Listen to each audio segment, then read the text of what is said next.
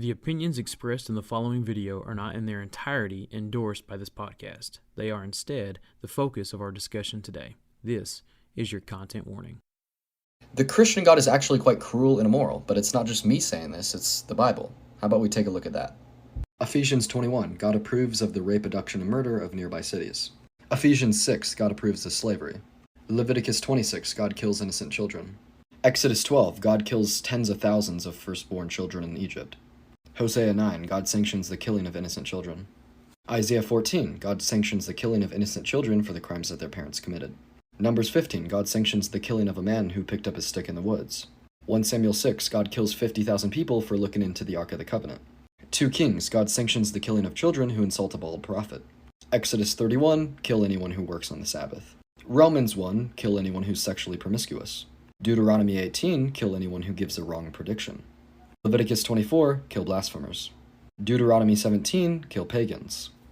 Deuteronomy 13, if a family member tries to convert you to a new religion, kill them. Deuteronomy 22, women who marry and are not virgins should be put to death. Deuteronomy 13, if an individual in a nearby city tries to convince you of another god, kill everyone in the city. Zechariah 13, God sanctions the killing of all non-Jewish prophets. 2 Chronicles 15, God sanctions the killings of atheists and agnostics. Exodus 22, God sanctions the killing of infidels. Leviticus 21, God sanctions the killing of fornicators. Leviticus 20, God sanctions the killing of fortune tellers and psychics. Deuteronomy 17, God sanctions the killing of anyone who disagrees with his priests or judges. Judges 5, God sanctions the rape and pillage of a nearby city. Deuteronomy 21, God legalizes the rape of female prisoners.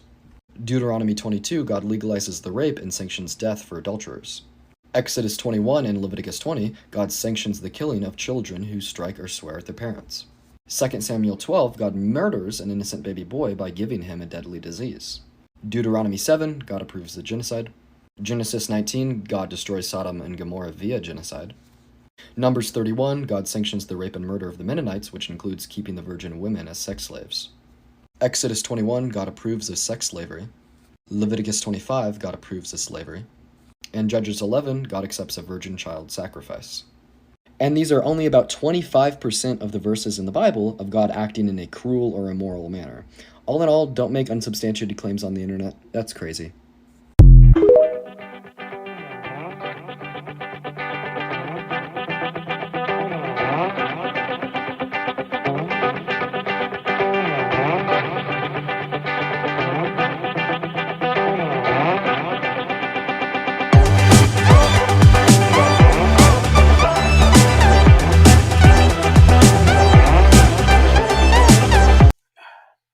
Hey, Joshua, guess what? What? The word of the day is either context or lack thereof. I haven't been able to Apparently. figure out which one yet.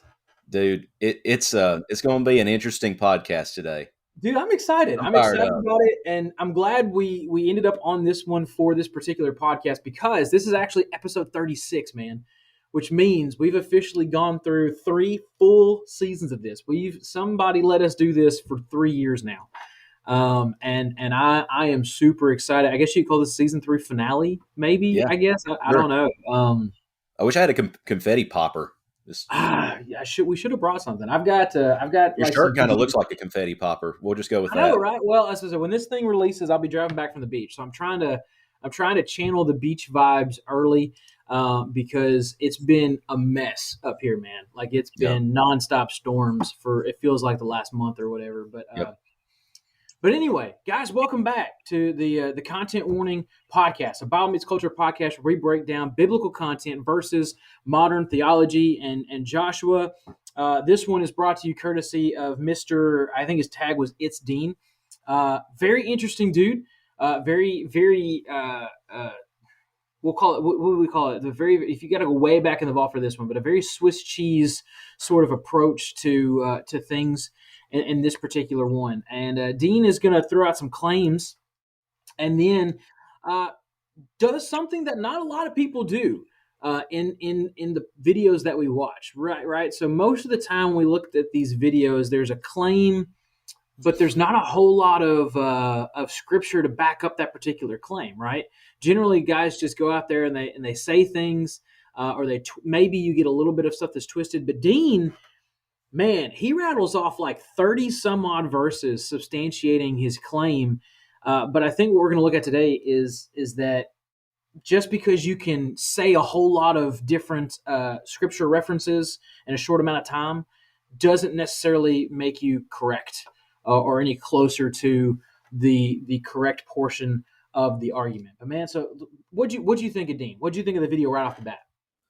Um, First of all, when someone starts a video by saying that the Bible says something negative about God, you've obviously not really read the Bible, because the whole point of the Bible is to uplift, glorify, and honor God as God reveals himself to humanity.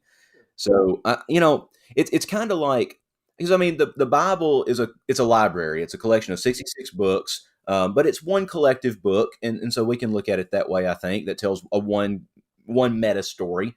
But it's Sure. kind of like going to, I don't know, trying to think of a fictional. It's kind of like going to Harry Potter and being like, oh, well, you read Harry Potter and you're like, this proves the existence of fairies. Yeah. Like, well, There's a Harry Potter fan somewhere getting very mad at you that you threw fairies into the middle of a Harry Potter world, but we won't. but that's exactly Yeah, my point. First I of all, get it proves you haven't read the book. sure. And second of all, it proves that you think the book is about something that it's not. Sure. So that's the mindset that comes with this particular video. And Sure. it was a machine gun style video where the intent is to flood you with information to think, oh, well, if there's so much information, then it must be right. Sure. So there's a lot to. We'll talk more about it. There's a lot to Oh yeah, unpack. no, we'll unpack it for sure because I agree with you. Right? We talk a lot about how with these videos or shorts or TikToks or whatever you want to do, the way that social media is allowing us to interact or interface with the public. What we really fall victim to is mass information in a very micro amount of time. And I think that they do that specifically for a few reasons.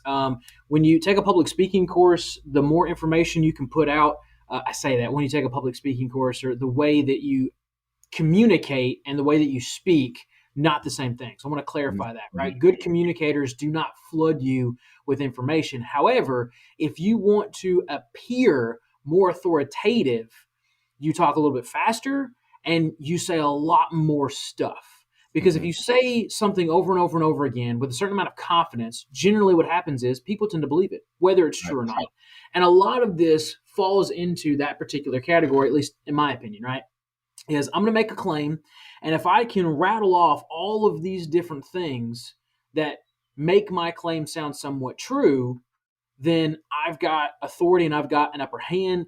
What you also do, to Dean's credit, what you also do is now, if you're guys like me and you've placed on us the burden of trying to quote unquote go through and disprove so much more information, which I think some of our viewers realize is not probably as hard as you think it is. But it does take some effort on your part to go through and rattle off all these particular things, especially if you don't understand these references right off the top of your head, as 95% of Christians probably don't. Right. For a lot of various reasons. But let's talk about the claim for just a second, because that's Well, let me say something before we move on. Most of his scriptures come from the Old Testament.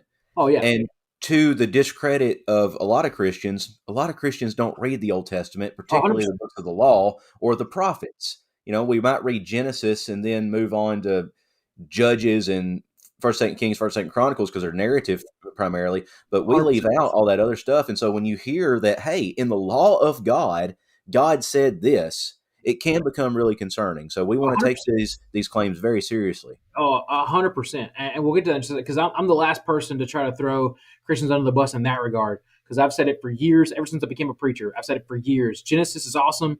Exodus is really good, cool.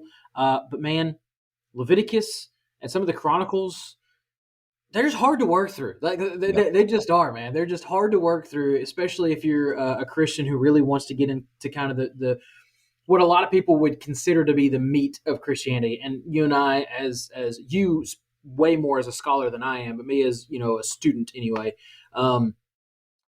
probably understand or should understand the significance that comes from studying the Old Testament and how it parallels to the New. But that's a whole other podcast for another time.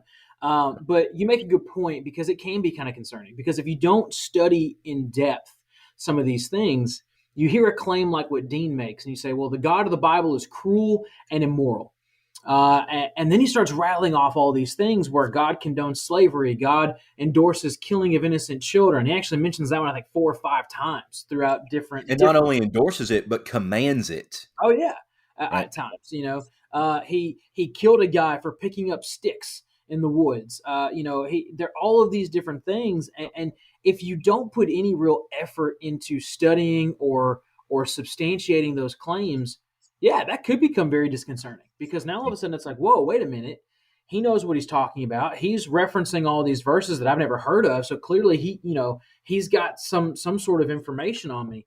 But talk about that claim for a second, Joshua, if you will, because this is not a new claim, right? As long as atheism has been proactive in society, the claim that God is cruel and immoral has been right up there with it. Mm-hmm.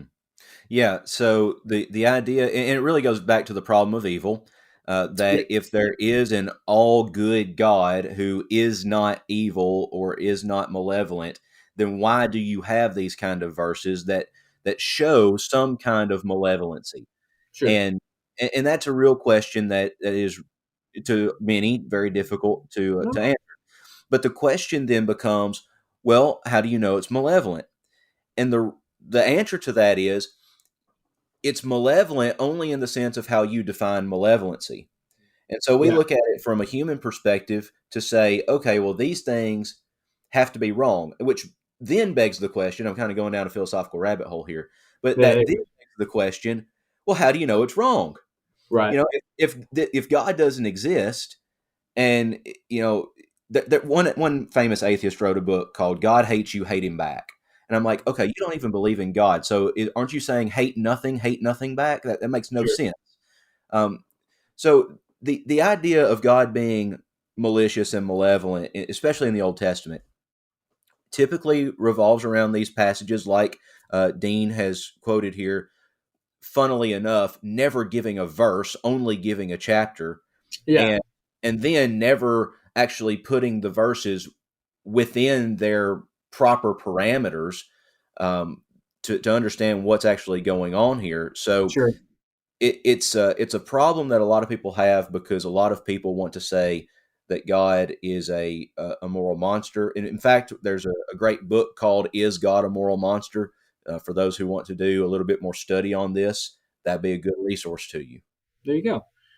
No, you make a great point, and it kind of leads us into this next little part because this is what, and don't get me wrong, this is what we refer to as proof texting, right? And so we've talked a little bit on here before about the importance of context, and context is always critical when you're studying any portion of the Bible. I know guys that would argue it's even more important in the Old Testament than it is sometimes in the New. Well, you can't understand anything without context. Exactly. You can't understand the conversation we're having now without context. Absolutely. Context is everywhere. Exactly. Right? And it defines there's no way that you get meaning without context. 100%. It doesn't exist. Sure. And the problem that we see with something along these lines, we talked a little bit about before. We talked about exegesis versus eisegesis versus narcigesis and all those other type deals. But this is absolutely putting your own ideals into Scripture. So again, not trying to assume the worst of Dean, because I think people do this with positive motives. But Dean obviously has a presupposition that God is cruel. Right. And so if I'm going to go and say that God is cruel, it doesn't take much effort. In fact, Joshua, we actually did an experiment, right? We Googled this and we Chat GPT this. It's not that easy or difficult, excuse me. It's not that difficult for you to get on Google or get on Chat GPT and say, hey, provide me with instances as to why God is cruel. If you go looking for something, you're going to find it. And we've talked about that before, right? That's our Swiss cheese theology that we've talked about on here before. I can make the Bible tell you whatever you want it to say. And so if I'm going in with a presupposition that God is cruel and immoral, I can find verses or chapter references like Dean did where I can look at all these things and out of their individual context seem, okay, yeah, no, he's got a point. It's what we call proof texting, right? In our realm, it's what we call proof texting. It's I want to make a point. Let me pull whatever verse I can that sounds like it'll back up my particular point. And I want to be somewhat either fair to Dean or just as unfair to Christians. This is a problem all the way around. Because as much as Dean does this to go, God is cruel and immoral, and here's why. Here's this chapter, this chapter, this chapter, this chapter, this chapter. Christians have a tendency to do the exact same thing. 100%. And guys like you and I encourage them to stop it. Yep. Because if you're going to say, hey, you need to love people, the Bible says so, and you're like, well, where does the Bible say so? And you start referencing all of these random verses that have nothing to do with like it. Very common example, and I just preached on this, so I'll give you a common example, is why we read 1 Corinthians 13 at weddings, right? If you've never seen the context of 1 Corinthians 13, it makes perfect sense why you would do it at a wedding. It sounds very lovey-dovey, and there is something to be said for modeling somewhat of that love that is characterized in 1 Corinthians 13 in your marriage. However, when you look through and you read the context of what it is, the only reason Paul's writing that to begin with is because the Corinthian church really seems like they hate each other. And so it and it's becomes the ultimate spiritual gift. Oh, yeah, absolutely. You have chapter 12 that talks about the miraculous spiritual gifts. Yeah. Chapter 14 talks about miraculous spiritual gifts. And Right. 13 is sandwiched in between to say love is the ultimate spiritual gift. Not to exegete the passage, but I mean, that's what Right. it's about. Oh, yeah, 100%. And so Christians do the same thing. And so what we feel like we need to do, and don't get me wrong, it's not just Christians versus atheists. Growing up, this was within the denominations of Christianity. This becomes a very, very big deal, right? Why is baptism essential for salvation? Why are instruments not okay or are okay? And Christians can do the same thing that Dean did. We memorize 5 or 6 or 7 verses. We load them into a clip so we can shoot them off whenever we feel like it. And that's just not the way to have an accurate study of anything relating to Scripture, much less something as important as the character of God. Mm-hmm. Yeah. Yeah. And, to go back what I said earlier, I don't understand how someone can say God is cruel and immoral and the Bible tells us so, when the Bible itself is intended to direct you in the totally opposite direction. I mean, the whole idea of Jesus dying on the cross for the sins of the world so we can gain salvation is because, John 3:16, God so loved the world. Sure. Right? So, anyways, 100%. I told you before we started recording, this video, we've responded to, I don't know how many videos now, 36, I guess. 36? We've responded to 36 videos. And we'll say 34 because we've had some two-parters in there. Okay. But fair enough, but this is the one that has gotten me more fired up. This one's gotten under your skin. I can tell, man. This one has gotten it. So I guess congratulations to Dean for being able to get under your skin. Maybe he wears that like a badge of honor. I don't know. We'll see. We'll see what happens. But yeah, you're absolutely right. Yeah, you're absolutely right. And I do find it to be really ironic. We'll mention this in a minute, or we'll elaborate on this in a minute, I should say. I'll mention it now. I do find it really interesting because just like your point is, the Bible describes God as cruel and immoral is really interesting when you take into account that the entirety of the New Testament kind of points you in the opposite direction.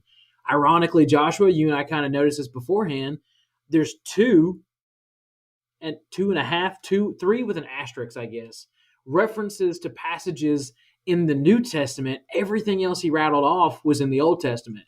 There's 33 passages that he quotes from, and 3 of them, I think, are from the New Testament. 3 with an asterisk, I think. So I find that to be really interesting because the difference in which God interacts with his people in the Old and the New Testament is vastly different, right? And maybe that's a whole nother podcast for another time, which I think is kind of interesting. But well, I don't know. That may be where you and I finally disagree. The way God interacts with his people is exactly the same in the New Testament as it is in the Old Testament. He interacts with his people through the temple. It's just the temple changes. It changes from the building to the people. Salvation still requires a sacrifice. It's just instead of bringing bulls and goats, you have the sacrifice of Jesus. Sure. So, I mean, it's the same parallel with different means of achievement. So, but all that to say, I have a problem when people say, and I think this is the argument that Dean is making without knowing that he's making it. Sure. I have a problem when people say, well, the God of the Old Testament is cruel and spiteful and hateful and malevolent, and the God of the New Testament is the God of love.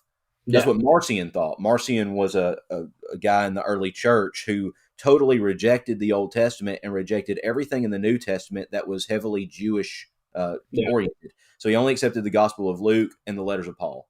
That's Sure. all he had for his Bible. And the reason is he thought the God of the Old Testament was cruel and immoral. And I have a problem with that because there's so much grace in the there's so much grace in the Old Testament. Sure. There's so much wrath in the New Testament. I don't disagree with that at all. I think what people get hung up on, and maybe we're getting off base here, but I think the thing that people get hung up on is the immediacy in which punishment is or is not doled out, or that wrath is or is not seen from the Old Testament to the New Testament. Does that make sense? Sure. So there's not. You and I don't live in a world in our 2024 religious context where we're going to worry about God striking us down, or being stoned or something along those lines, right? Right.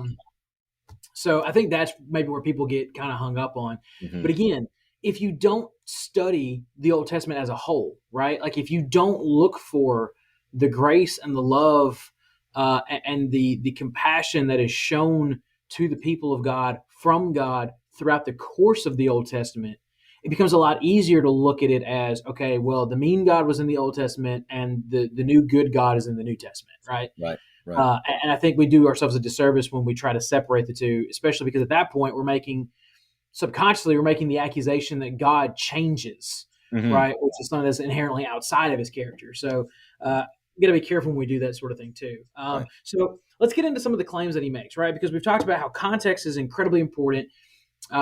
Christians and atheists alike. I don't care who you are. I don't care if you agree or disagree with what I'm saying. You have got to do a better job of backing up your point validly, if that's even a word, with validity. Mhm. That comprises of something other than just loading up a bunch of random verses into a clip and firing them off at random. Because again, 33 different. We're not going to get through all 33 of them. If we got through all 33 of these, it might be a 3-hour long podcast. Who knows? But 33 different references that he makes, and we're just going to kind of go through the list, jump around a little bit. I will say this is my one big criticism. Actually, I have several, but my number one big criticism of Dean, and anybody that wants to anybody who is an atheist who wants to debate with a Christian, or a Christian who wants to debate with an atheist, or debate maybe not even the right word, because we don't necessarily encourage debate as much as we encourage conversation and legitimate study, right? So if you're engaged with somebody of an opposite belief than you, I'll just say you lose an immense amount of credibility when the very first reference out of your mouth doesn't exist. Oh boy. So for those of you that watch the video, right? If you listen to the video or you want to go back and listen to it or watch it again, he makes this claim and he said the Bible says so, and the very first words out of his mouth is Ephesians 21.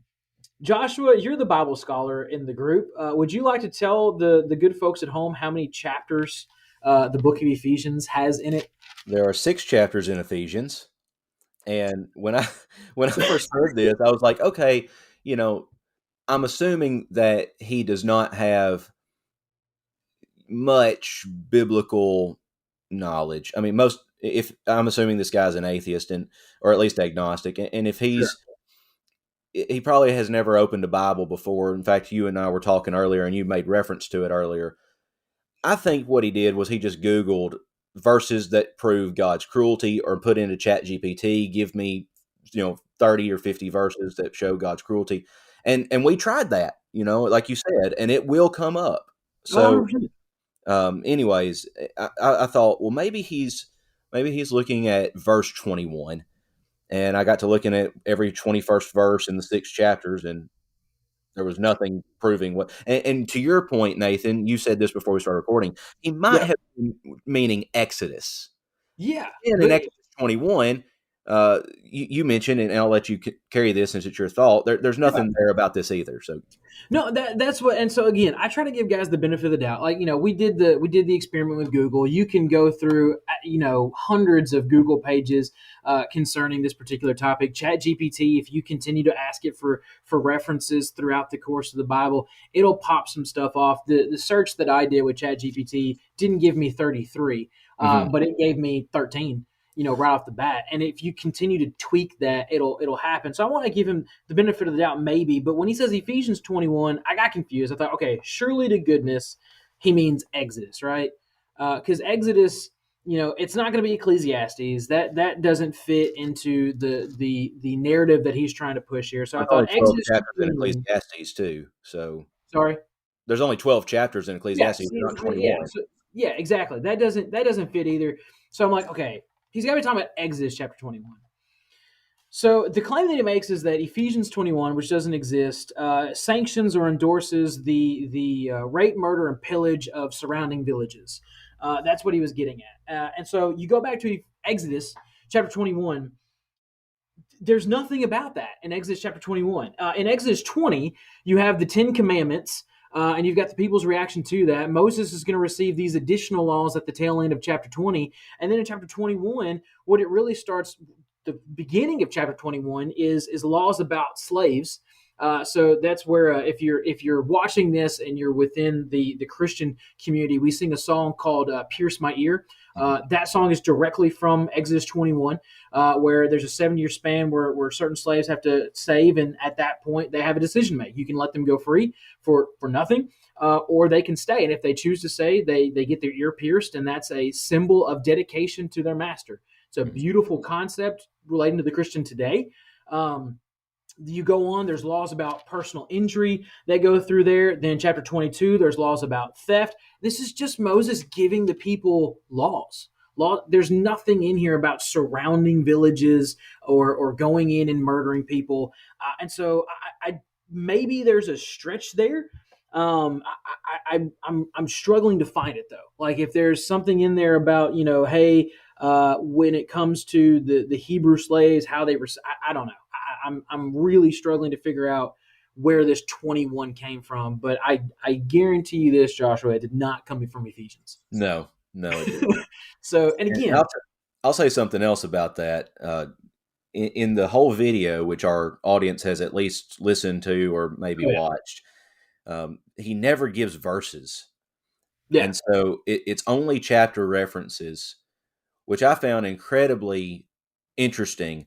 Because on the one hand, you might think, okay, well, if you want to look these up, you have to read the entire chapter and figure out where it's at, which is helpful because that then puts it in context. You're providing context without providing context, I guess. Right. So I don't know. It's a very interesting method that he used. 100%. And don't get me wrong, I don't know exactly where Dean is or what his goal was to accomplish. My guess, again, without assuming the worst in Dean.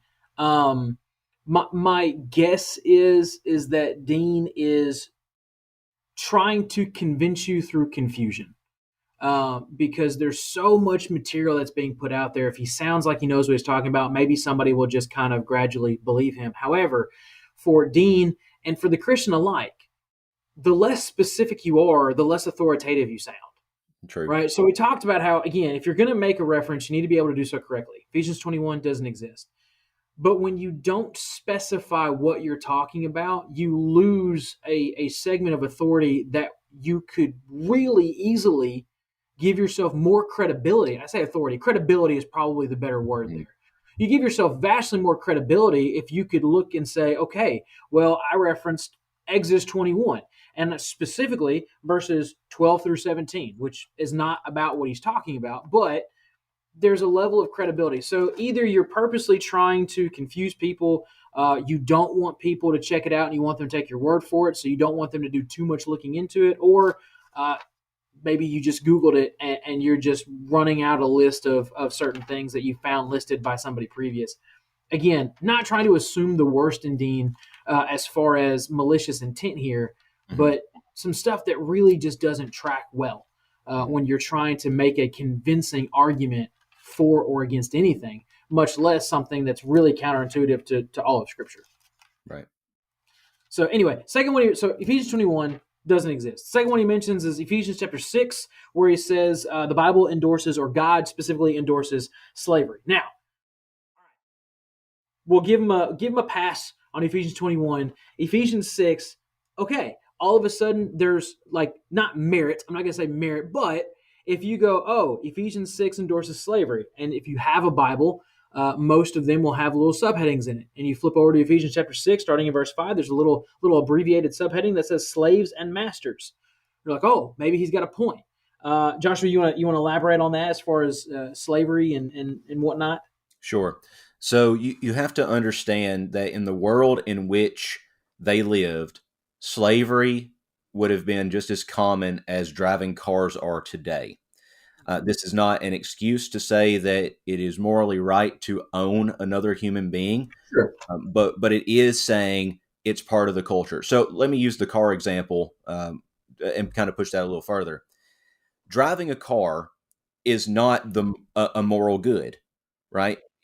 Driving a car emits emissions into the atmosphere that's obviously bad for the environment in their multiplicity.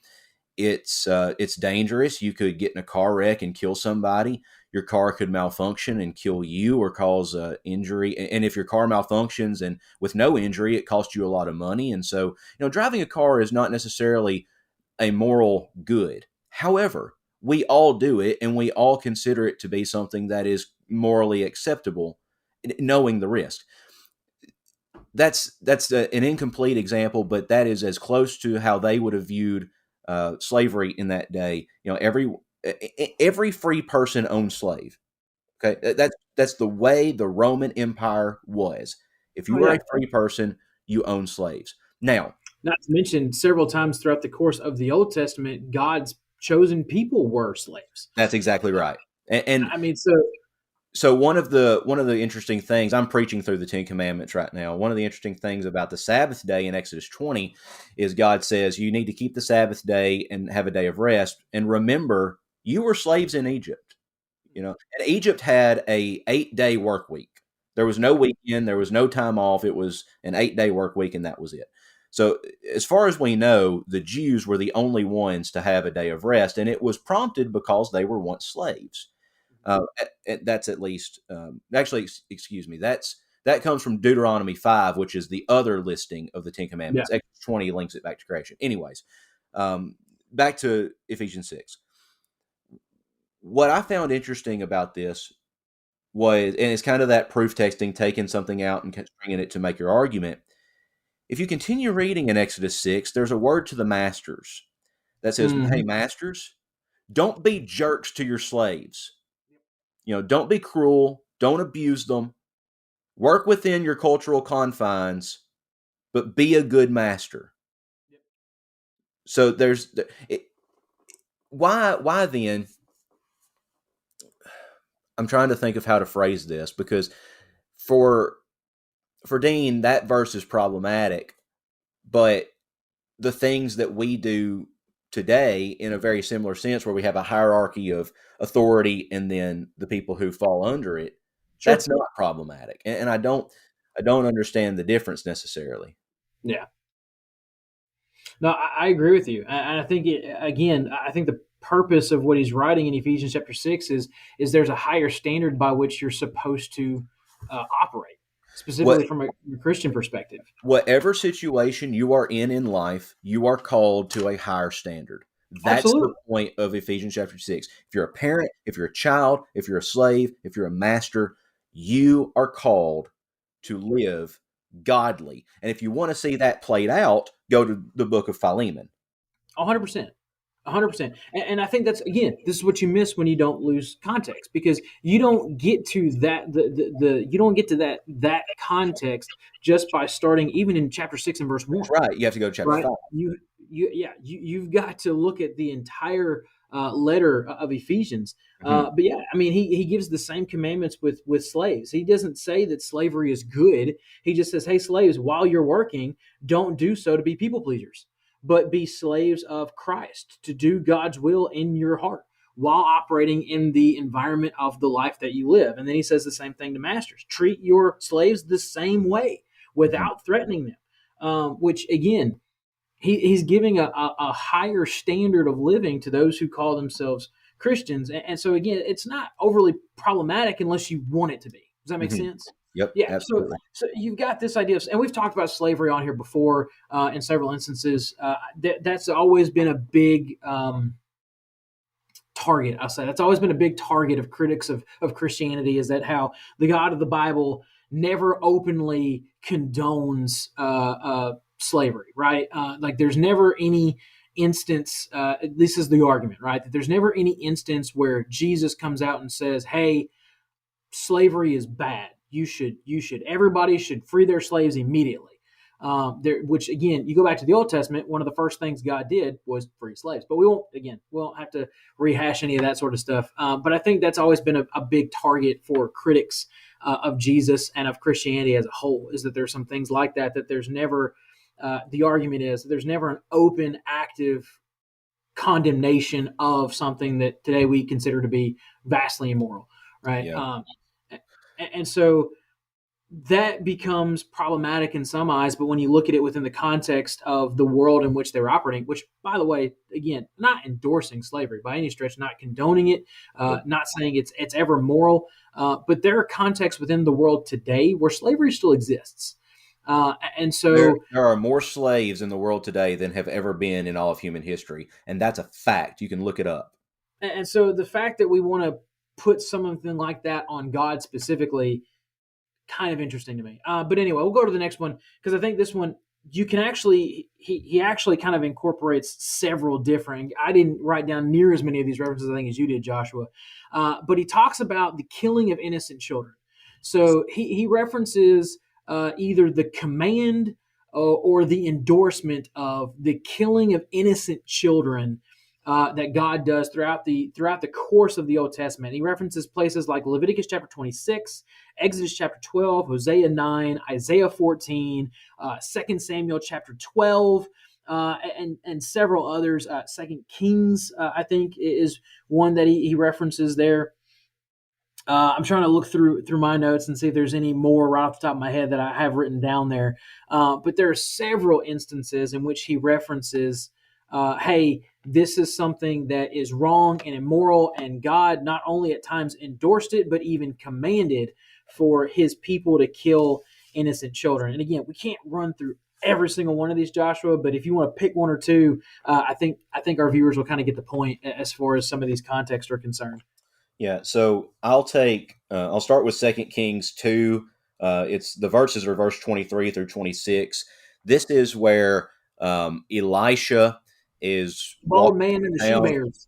Yep, and it says that young boys came out and made fun of him for being bald, and he called she bears to come rip them to shreds. So a couple of things about this. First of all, they're not kids.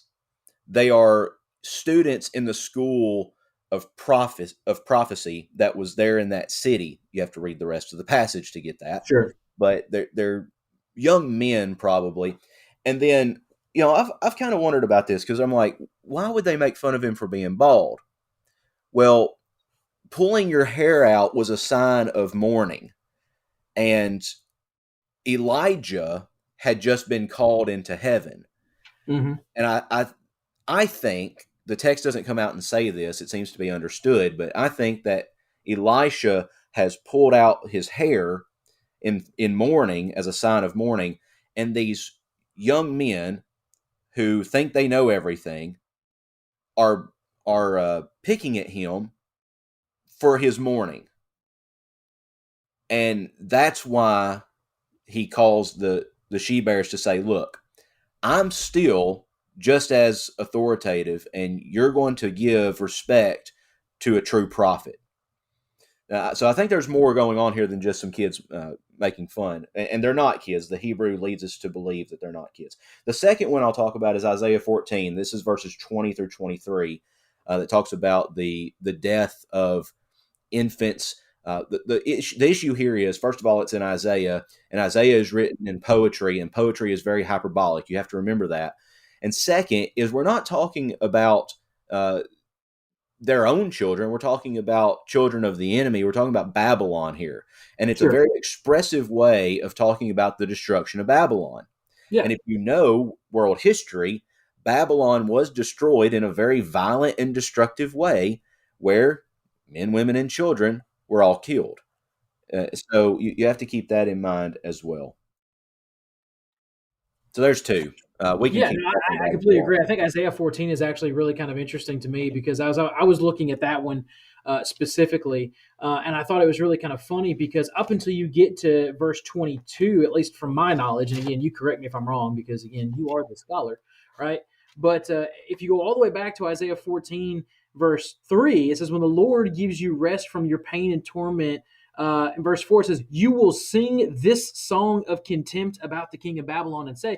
So what he's talking about there is actually just a song that they're Yep. singing, right? And it's just like, I mean, you're talking about a it's almost as like, again, maybe this is a bad example, but this would be something similar to if the Jewish people were to write a song about how much they disliked Nazis. Is Hmm. that like, I mean, so not the best example, I can acknowledge that, but that's similar, right? So I mean, a Yeah, I lot of think these you're things, right about that. But what you've done there, Nathan, is you've put it in its literary context, and the literary sure, context of this passage is a song, which is poetry, which is expressive, and right, the Bible can be just as inspired sure, in using those literary forms. sure, Not all the Bible is not all thou shalt and thou shalt not. It oh yeah, communicates to us in a variety of different ways. And one what hundred you percent. see in this text is the pain of the people and their despising of the evil that has been done to them in very expressive ways. Oh yeah.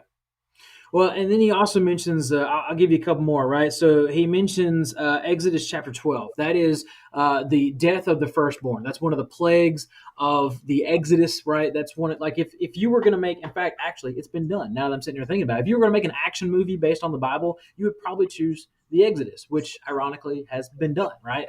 They've made action movies about the Exodus. And so this is about the Exodus. This is the last plague that really I'm not going to say softens. Well, it softens momentarily Pharaoh's heart to allow the Israelites to go out. You go to Second Samuel chapter 12.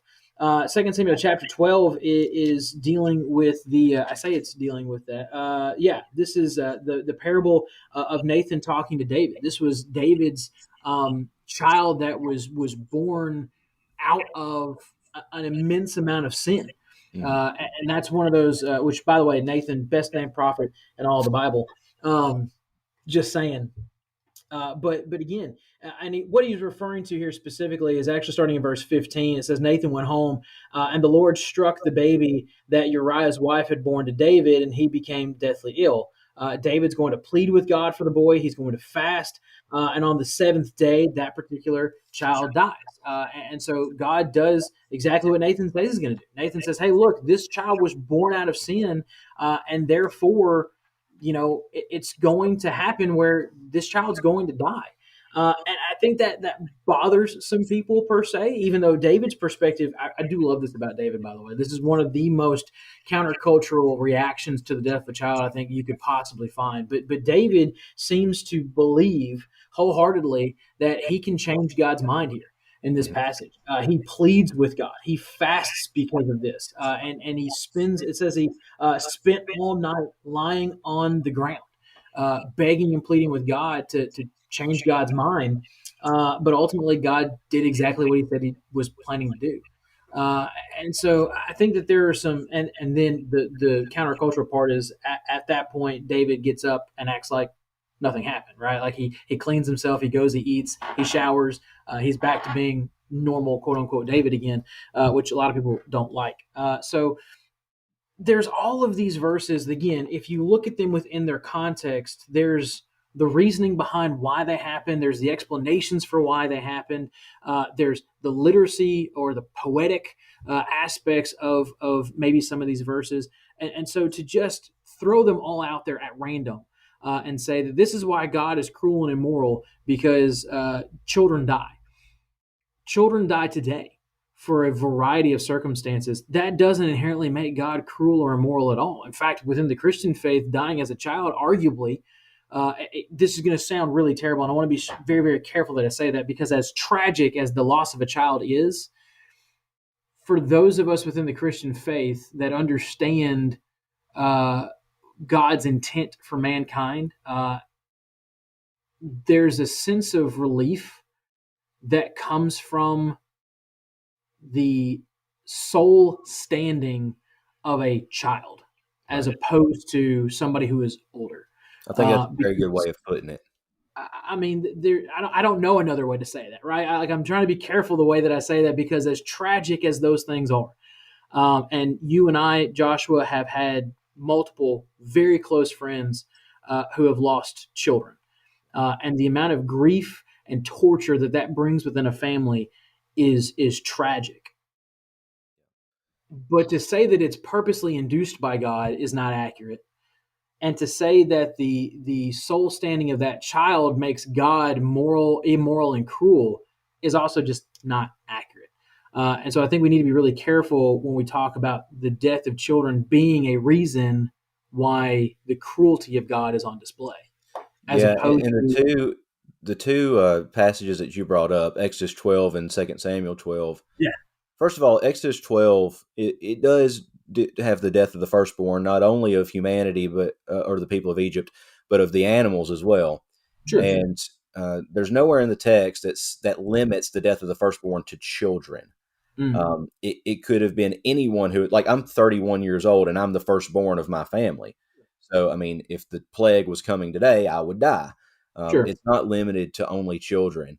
The second, and one more thing with that, it is yeah, also the case with the plagues that every plague is an attack on an Egyptian god. It's God hmm, at war with the god, Exodus 12:12. yeah, And Pharaoh was a god, and how you defeat Pharaoh is to uh, make it impossible for him to have an heir. And that's really what this is about. So then 2 Samuel 12, that is a very problematic text unless you realize that all sin has consequence. yes, And David's sin with Bathsheba and sin against Uriah, and honestly, sin against multiple others in that text as well, results in the consequence of losing the what should have come as a result of that sin. And sure, my favorite passage in that passage, which it's a heavy passage, it's a hard passage, right, but when David actually does get up and wash himself and go eat and after he's spent all that time grieving, right, when his child actually dies, he says, "I can go to him, but he can't come to me." sure, It's as if David knows, okay, this is the consequence for my sin, but my child wasn't harmed by this because of that right, child's state and the state of the soul, like you had mentioned. right. So the, Yeah, the and that's all, and that's perfect, right? I mean, that in itself shouldn't be a reason that we prop God up as cruel, but almost one is, I say almost, but as one is as gracious, right? Um, and merciful in a way, which again, outside of context, sounds really strange, right? Outside of somebody that doesn't understand what's going on, to say that death is something that is, or the possibility of life after death is something that is merciful, doesn't make sense to us unless we, look at the context and understand God's character in its entirety. Mhm. And so, a couple more I wanted to get to, because again, there's so many, right? We're not going to get through all of them, but a couple more I wanted to get to. He talks in several instances about those who are sexually immoral. And this is one of the only other New Testament references that he makes, is Romans chapter 1. He makes the claim that God commands you to kill anybody who is sexually immoral. He makes a couple of references to Deuteronomy. I've never been able to say that. Deuteronomy, Deut, make the M and N. Deut, period. I just call it Deut. So there's that one. Again, you can say the Bible as long as you want. I can't pronounce Greek words. I can't pronounce that one. It's just how it is. I still say Philemon instead of Philemon. So, it is what it is. But anyway, he mentions a couple of chapters in there about how those who are sexually immoral in surrounding areas deserve to be put to death. But Romans chapter 1, I kind of wanted to hit on that one specifically because it's one of the few, I think you said 3, right, with an asterisk if you include Ephesians 21 in there, which doesn't exist. He mentions Ephesians 6 and then Romans chapter 1 as God commands or endorses killing those who are sexually immoral. Where he's getting this from is Romans chapter 1, starting in verse 28, which is a popular passage that Christians tend to use when debating sexual ethics. So Romans 1:28, because they did not think it was worthwhile to acknowledge God, God delivered them over them to a corrupt mind so that they would do what is not right. And so, well, hold on. I think you're looking for Nine, 26. I am looking for 26. You're right. This is, yeah. See, I knew I wasn't in the right place. Sorry, verse 26. For this reason, God delivered them over to disgraceful passions. Their women exchanged natural sexual relations for unnatural ones. The men, in the same way, also left their natural relations with women and were inflamed in their lust for one another. Men committed shameless acts with men and received their own persons for the appropriate penalty of their error. And then later on down, right, you go through verses 28, 29, 30. 32 says, although they know God's just sentence, so I find this to be really interesting because the Bible, again, if you're not going to use the Bible as authoritative, then obviously you have a problem with this. But God's just sentence is that those who practice such things deserve to die, not only because they do them, but because they applaud others who practice them as well. Joshua, though, I want you to try to find me in this passage where Paul calls the Romans to act out that penalty themselves, because I don't think it's there. No, that was my observation. You can, I mean, and he does. He goes to the Old Testament and finds passages that talk about the death penalty for sexual misconduct. But to use this passage as a reference to that is not appropriate. It references the passage itself does reference that there is a serious consequence for sexual misconduct, but there's nowhere in this passage that says, and you need to take matters into your own hand. Because what Paul is doing in Romans is he's setting up for Romans 3:23. Right. That all have sinned and fallen short of the glory of God. And he's talking about the state of sin, and that in the current state that you're in outside of Christ, you're condemned. Right? Mm-hmm. That's the point. And then he's going to give you the hope in chapter 5 that at the right time Christ died for the ungodly. Sure. There's always good news, right? Oh, yeah. That's the gospel. There's always the good news. And what's interesting is correct me if I'm wrong, but it's Romans 12, somewhere in like 8 to 12 there, where he even doubles down and says, hey, don't take vengeance for yourselves. Right. Yeah. Like don't do these sort of things because God's going to work it out. It's not your place to exact this sort of vengeance that God has planned for people. And so to try to tie Romans 1, or really, well, I'm not going to say Romans at all, but to tie Romans 1, that specifically, back to some of the commands within the Old Testament, again, like you said, Joshua, just doesn't make any sense. And then he goes through and he lists all of these things. Murder's a big one. I say murder.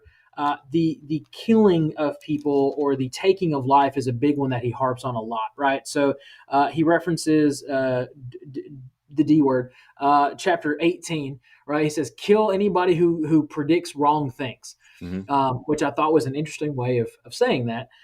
He talks about in chapter 17, rather, which again, one of the things that you pointed out, Joshua, maybe why we think that he might have just Googled this particular list is because there's no specific sequential order of which he starts in Genesis and goes, like it's just all random. So like he says, Deuteronomy 18, kill wrong prophecies. Chapter 17, kill all the pagans.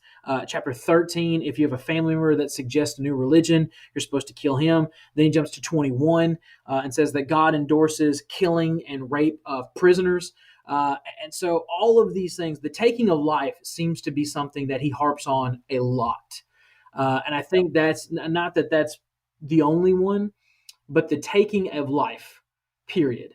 Whether it is because of wrong prophecies, because of paganism, because of new religion, because of children, whatever the case may be, I think the taking of life seems to be the one thing that kind of, if you go through every single one of his references, that sort of sifts itself to the top as far as his big problem with God being a moral agent.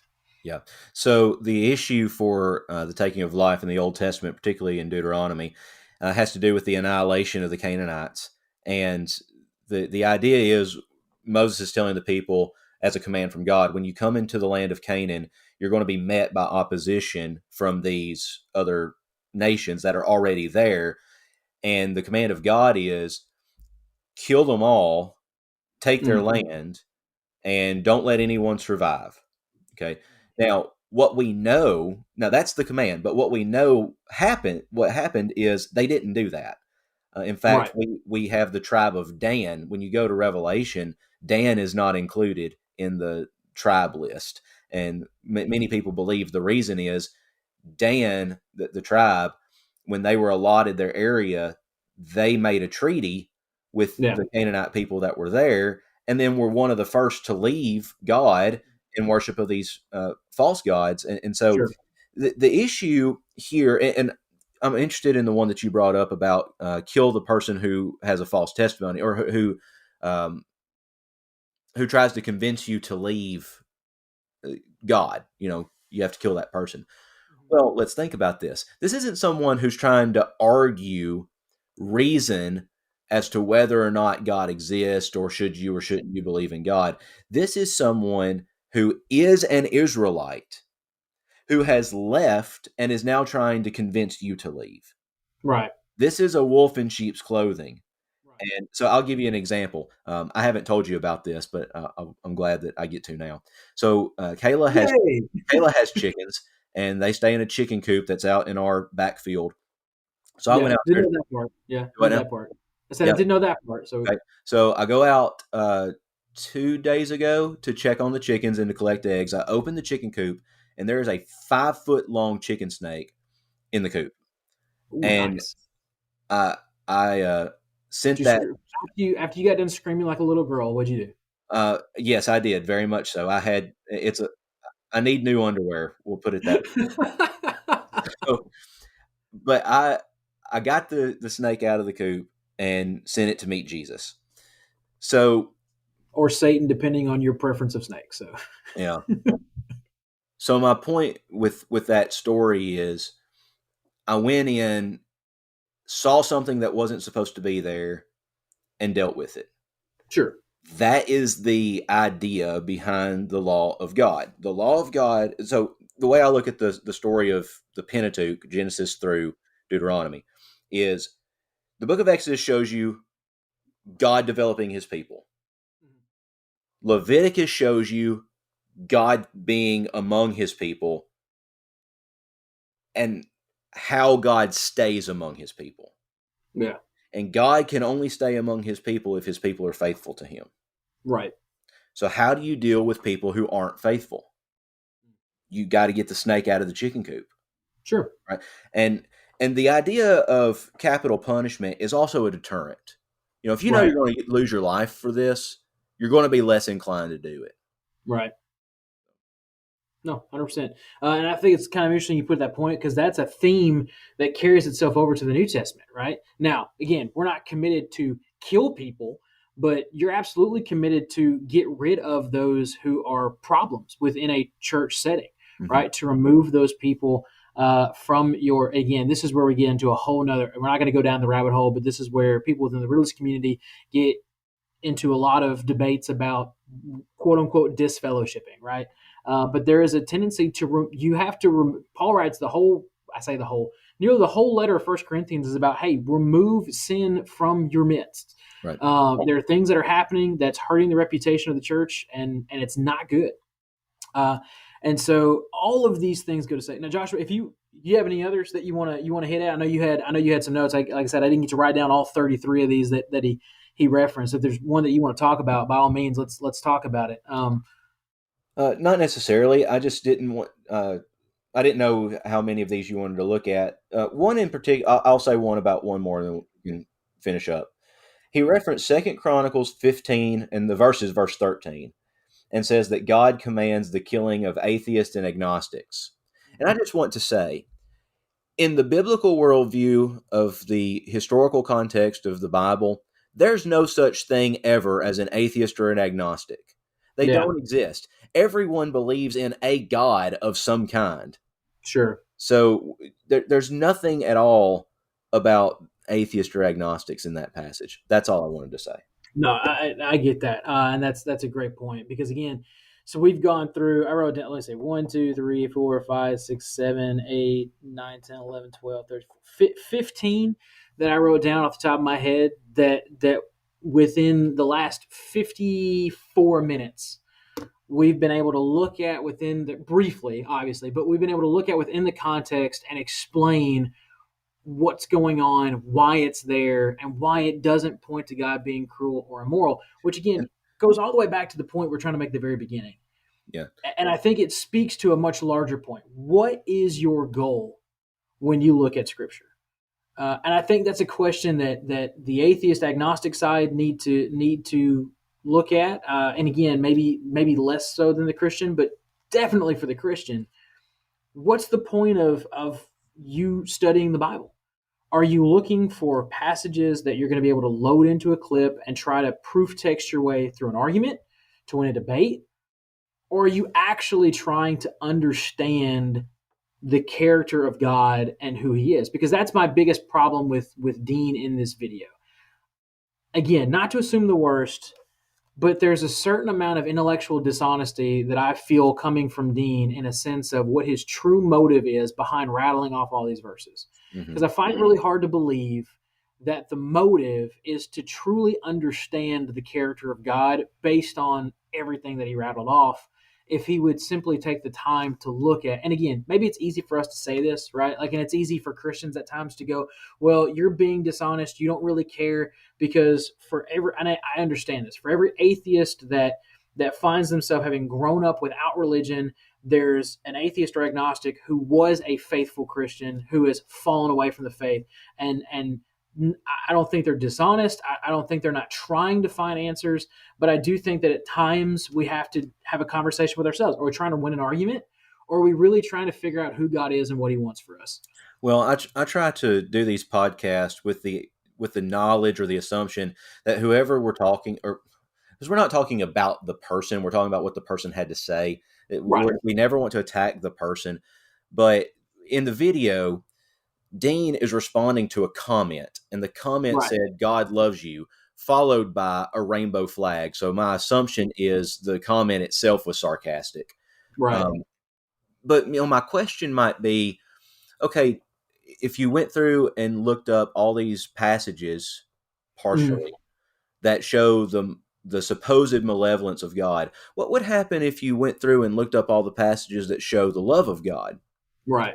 And could you balance those in their context? Right. And I think that might be a good exercise for Dean to do. It's a good exercise for anybody to do. Sure. Right. And that's the thing. And that's why, again, we've tried to be over the last 3 years, right? I think we've tried to be as fair with these comments as we possibly can be. There's some merits into what people say. Joshua, I gotta be honest, I think the biggest thing that I agree with Dean on, it may be the last thing he said, right? It's absolutely just crazy to go make unsubstantiated claims on the internet, which again, for us is funny, I guess, because that's what Dean did throughout the course of this thing. But well, no, absolutely. And I don't necessarily want to. We don't want to attack individuals, but right. I will attack the reason here. What Dean does is he proves himself the hypocrite. That it's really what he does. He spent, I don't know how long the video was, a couple minutes. And at the end says, "Don't make unsubstantiated claims on the internet." Buddy, you just spent 2.5 minutes doing just that. If you want to make an argument about the malevolence of God, then we can sit down and have a talk about that. 100%. But, you can't just rattle off verse after verse after verse and say that you've made your claim, because for every verse that you just mentioned, even take it out of its context. For every verse you just mentioned, there are 10 more that show 100%. the love of God, the mercy of God, the benevolence of God. Not to say that those verses outweigh or disprove the other ones, because they're just as inspired and in the Bible. Sure. But you have to read them as the author, ultimately God, intended them to be read.